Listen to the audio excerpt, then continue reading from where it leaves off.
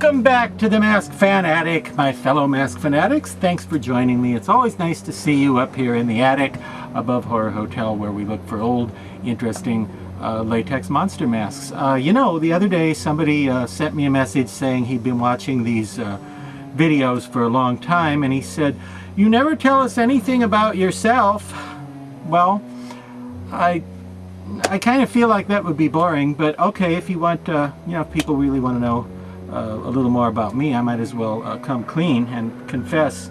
I'll tell you something you may not have known, is that I have a police record. I do. I actually have a police record. It's this one here. It's called Synchronicity. Came out in, I think, 1983. Has a lot of great songs on it, in addition to Synchronicity.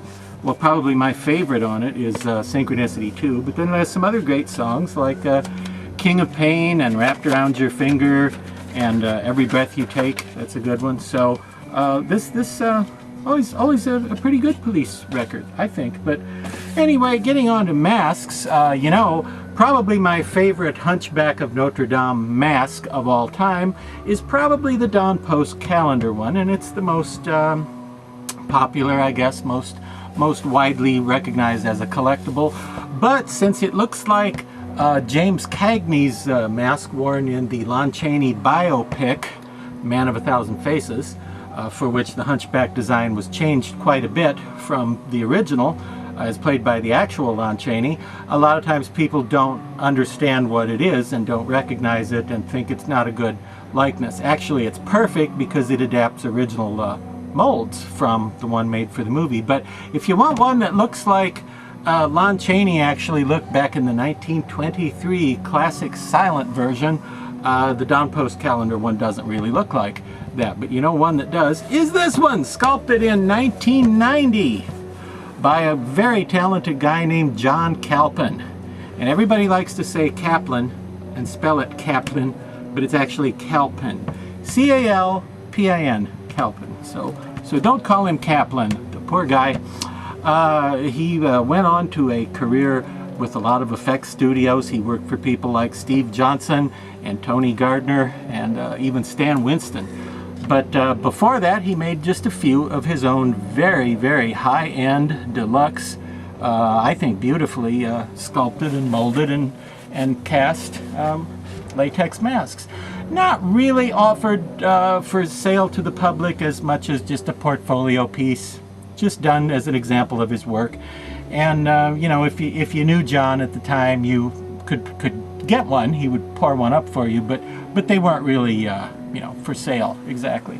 Now, this particular Hunchback really looks like Chaney to me in the Hunchback makeup. One of the interesting things about this character is this bad eye. I like the way John Calpin interpreted it as a big, blind, creepy, dead eye that looks like it has sort of a film over it or something. Sometimes other artists have interpreted that bad eye as simply a closed eye, like a bump where your eyelid covers your eye, just sort of a bump there. I don't care for that interpretation because it looks to me like he's winking. It looks a little funny, a little silly. This looks creepier to me, to have this one bad eye.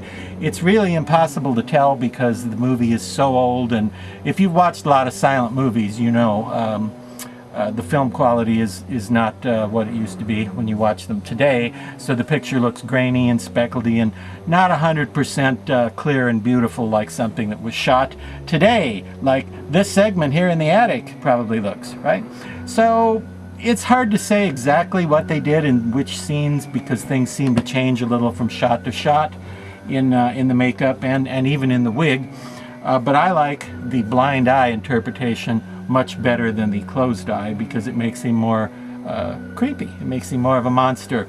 And the hair on the Lon Chaney Hunchback, on any Lon Chaney Hunchback mask, has always been a real challenge for mask artists because it's hard to get it to look like he looked in the movie and yet not have it look kind of silly and have it end up looking like a woman, like it's a female, like it's you know, a mask of a woman you'd see in the snack crackers and cookies aisle of your local Kroger's. No, not, it looks like you know, one of those like a people of Walmart kind of woman. But you don't want it to look female, and it's hard when you have big curly hair. And yet, when you look at the one in the movie, you would never think that was a female. It looks decidedly masculine rather than feminine. Yet, when people do masks of it, they always have a problem with the hair because you have to be so careful to not make it look like it's supposed to be a woman. One thing I considered, I painted this one, by the way. I considered painting a little bit of airbrushed sort of 5 o'clock shadow, like a little black, a little dark brown around the lower part of the face.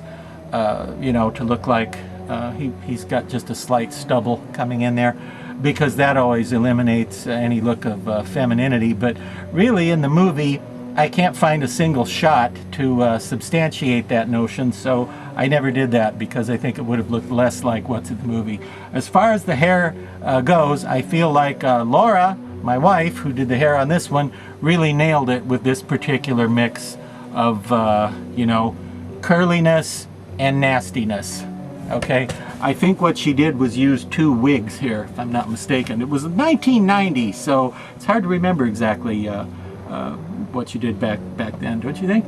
For some of us, it's hard to remember what we did this morning. But this is the John Calpin Hunchback. There probably aren't more than maybe 10 or 15 of these in existence, if that many. But if you ever get a chance to pick one up and add it to the mask collection or the haunted house or whatever, I highly recommend it. It's a favorite of mine. I've always thought it was just a fantastic likeness with a nice creepy look to it. And like I said, the hair is tough, but I feel like Laura really figured it out, how to get it to look right for this character. And another nice thing about the Lon Chaney Sr. Hunchback is that if you're setting up a life-size display figure at a Halloween event or a horror museum or something like that, like on a mannequin, he makes a great head to put underneath your Leatherface mask. So you put the Leatherface on there, and you see this hair. See, it's creepy. The Leatherface.